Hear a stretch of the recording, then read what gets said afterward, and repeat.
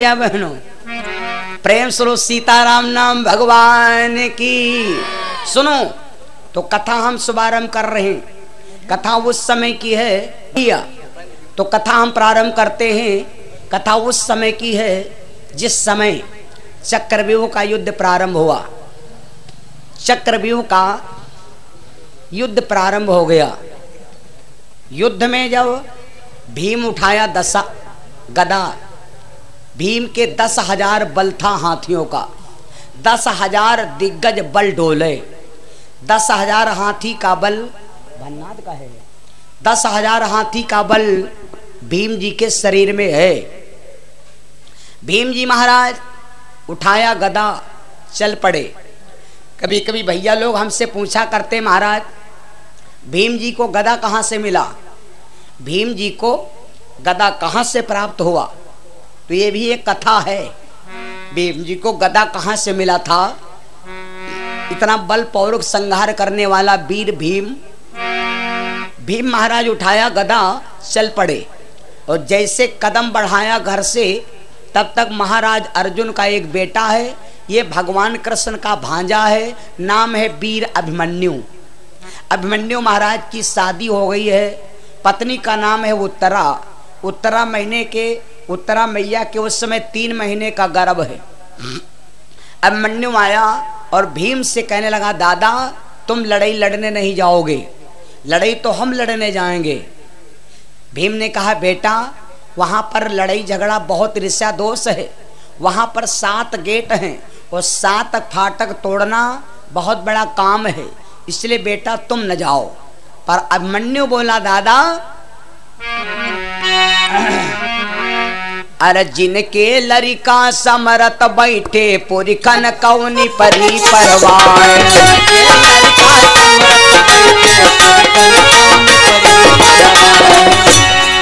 और जिनके लरिका समरत बैठे पुरखन कौनी परी परवाए। और बैठ का मौज करो महलन माँ खटका कौनो बात कहना।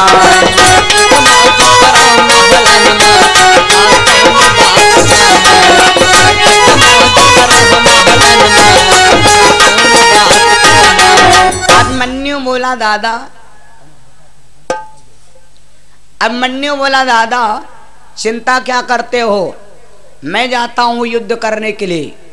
भीम ने कहा, बेटा तुम नहीं मानते हो तो ठीक है, लेकिन एक बात करना, जब तुम्हारे ऊपर संकट पड़े, जब तुम्हारे ऊपर परेशानी पड़े, तो तुम बेटा हमारी ध्यान करना और मैं तुम्हारी तुरंत रक्षा करूंगा। अभिमन्यु चल पड़ा भैया। और जैसे अभिमन्यु चला है तो चलते चलते जब चक्रव्यूह में पहुंचा, वहां पर एक दुर्योधन का बहनोई था, नाम था जयद्रथ। दुर्योधन की एक बहन थी भैया। दुर्योधन 100 भैया थे। इसकी मैया जो थी गांधारी, ये भगवान शंकर की चेला थी, भगवान शिव की परम शिष्या थी। ये जब शादी हुई थी धृतराष्ट्र के साथ, तो धृतराष्ट्र अंधे थे। तो इसने विचार किया कि मेरा पिया है अंधा, और अगर मेरा परिवार बड़ा नहीं होगा तो आगे मेरी रक्षा कौन करेगा। तो गांधारी भगवान शंकर की करने लगी तपस्या। एक दिन गांधारी बैठी बैठी सोचने लगी कि मैं कौन से देवता की तपस्या करूं जो हमें मुंह मांगा वरदान मिल जाए।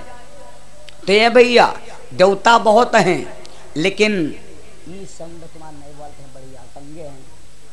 देवता बहुत हैं, लेकिन भोले बाबा जिस देवता ना मिलेगा भैया। देवता बहुत है, लेकिन भोले बाबा कत्ता जल्दी प्रसन्न होने वाला कोई देवता नहीं। जत्ते सस्ते और जत्ते मद्दे और जत्ते जल्दी खुश होने वाले अगर देवता हैं तो सिर्फ हमारे भोले बाबा।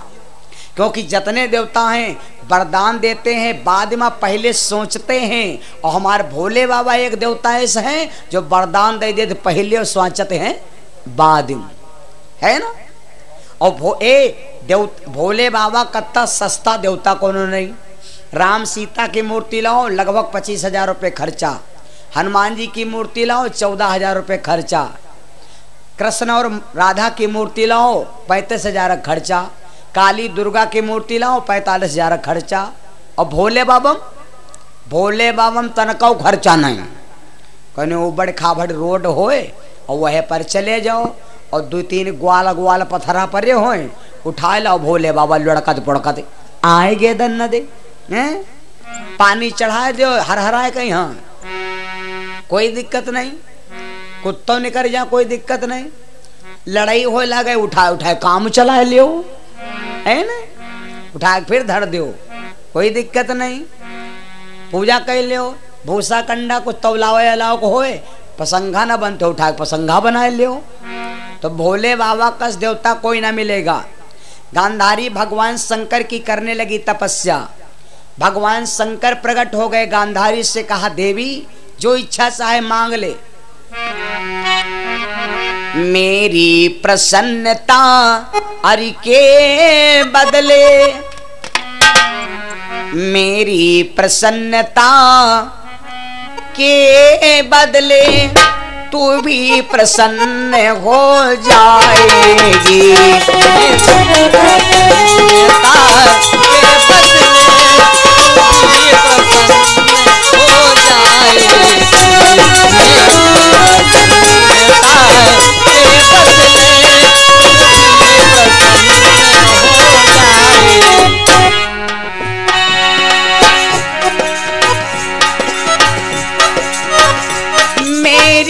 प्रसन्नता के बदले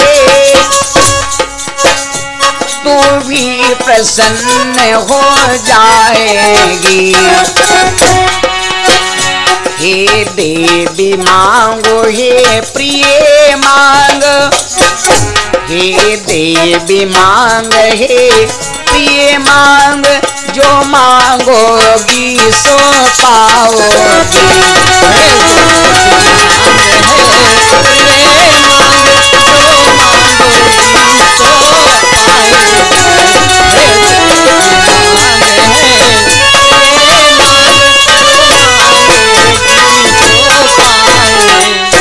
एकदम भोले बाबा बोले देवी जो इच्छा चाहे तो मांग लो। गांधारी ने विचार किया अब काहे कसर रह जाए, तो कहने लगी भोले बाबा अगर हमका वरदान दीन चाहो तो हमका 100 लड़का दे दो, 100 लड़का, एक नहीं 100 लड़का। और एक बात बता दें, कहते हैं भगवान से उतनी ही चीज मांगो जितनी देने के लायक हो जाए। तुम्हारे घर का कोई आवे, कोई मेहमान आवे, कोई रात रिश्तेदार हो, कहते हमका 2.5 किलो हीरा चाहिए, दे दे हो 2.5 किलो हीरा रखा है, अरे 2.5 किलो हारमोनियम तो निकलना मुश्किल हो जाई है ना। 100 लड़का मांग लिया, साईं इतना दीजिए जामे कुटुंब समाए, मैं भी भूखा ना रहूं ना साधु भूखा, केवल इतनी चीज मांगना चाहिए। लेकिन कुछ लोग कहें साईं इतना दीजिए कि 7 पुस्त लोग खाए, हम भूखे ना रहे, चाहे गांव भर भाड़म जाए है ना, चाहे गौशाला भर मर जाए है ना। तो कहने का मतलब भगवान से उतनी ही दौलत। गांधारी ने कहा भोले बाबा हमका 100 लड़का दे दो। वो एक बात बता दें, भगवान अगर तुमको देता है छप्पर फाड़ के, अगर भगवान देता है छप्पर फाड़ के तो लेता है थप्पड़ मार के। बस देने की क्षमता है तो लेने की क्षमता है, जैसे देता है वैसे लेता है। भागवत में कथा आती है बहुत विचित्र, 9वें स्कंद में भागवत में लिखी है ये कथा, देता है कैसे लेता है कैसे।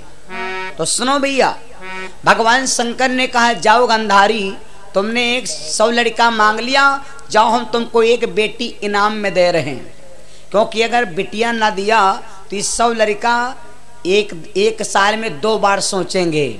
एक तो सोचेंगे रक्षा बंधन वाले दिन, एक बहन होती तो हाथ में कलाई बांध देती, और एक दिन सोचेगी, एक दिन और भैया सोचेगा कि अगर बहन होती तो चूरा भुरकी लेकर के आती, मैं भी कुछ दान देता। तो भाई और बहन होना बहुत जरूरी, भाई के बगैर बहन सोनी है और बहन के बगैर भाई सोना है। भगवान शंकर ने प्रेम सुर वृंदावन बिहारी लाल की। तो भगवान शंकर ने कहा जाओ लड़की एक, तुमको हम बिटिया दे रहे हैं। लड़की दिया था इनाम में, नाम लड़की का दुस्सला। दुस्सला जब जवान हो गई तो दुर्योधन ने बहुत महारथी के साथ शादी किया। नाम दुस्सला बिटिया केरा, जयद्रथ पति मिला जब हेरा,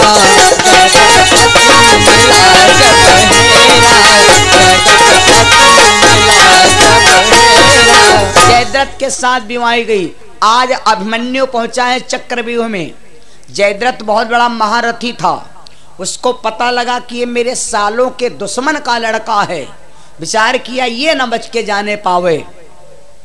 अभिमन्यु जी को 6 फाटक तोड़ने की विद्या गर्व से मालूम थी भैया।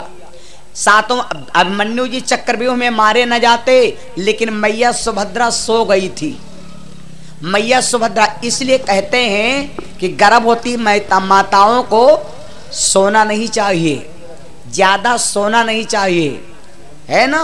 गर्भवती महिलाओं को ज्यादा आरस नहीं करना चाहिए।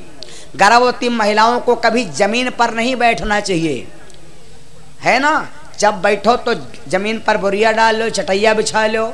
अगर जमीन में लुटरा करे हो तो लड़का तो हो, लेकिन मटखन्ना हो, है ना। गर्भवती माताओं को संडे संडे नमक नहीं खाना चाहिए। संडे माने आतवार, रविवार को नमक नहीं खाना चाहिए। अगर गर्भवती महिलाएं रविवार को नमक खाती हैं तो लड़का होगा, लेकिन लड़का हो खौरहा, है ना। ये बहुत सारे नियम है भैया। तो माता सुभद्रा ने सारे काम किया था। बड़ी विचित्र बात, जयद्रथ अभिमन्यु जी को घेर लिया। 6 फाटक महारण पार करते करते अभिमन्यु महाराज आ गए। कहां? गेट पर। 7 महारथियों को बुलवाया और वीर अभिमन्यु को गेट पर मरवा दिया। जब गेट पर मरवा दिया भैया, धीरे धीरे खबर महाराज अर्जुन के पास पहुंची। जब महाराज अर्जुन के पास खबर पहुंचती है, उस समय की कहानी अर्जुन महाराज के पूछो भैया, किन किन लोगों का उद्धार नहीं होता, मैंने कई बार सुनाया है। लेकिन इतनी जरूर बात बता देता हूं कि कथा जितनी बार आप सुनोगे उतनी बार आपको नया रूप दिखाएगी और कथा नया फल प्रदान करेगी। कथा चाहे वह हो, रामचरितमानस आज बैठाए हो, कल समाप्त हो जाए, पर फिर अध्याय शुरू कर दो, तुमको फल उतना ही देगी, उतना ही फल देगी। नदी में दिन रात पानी बहता है तो क्या भोलो भाई नदी का पानी समाप्त हो जाता है? कभी समाप्त नहीं होता। ये दिन रात रोशनी हमारी देखती हैं तो क्या उसमें ज्योत कम हो जाती है? ज्योत कम होती है कब? जब ये हमारे शरीर की आयु समाप्त होने लगती है तब। हे भैया, अर्जुन के पास खबर पहुंची। अर्जुन महाराज एक बेटा के पुत्र हैं। वैसे अर्जुन के बियाह भय 4, एक बियाह भय देसी और 3 बियाह भय हाइब्रिड। तो अर्जुन महाराज के एक लड़का है और वो मार दिया गया। कितने लोग हैं जिनका उद्धार नहीं होता? मैंने आल्हा में कई बार सुनाया हूं।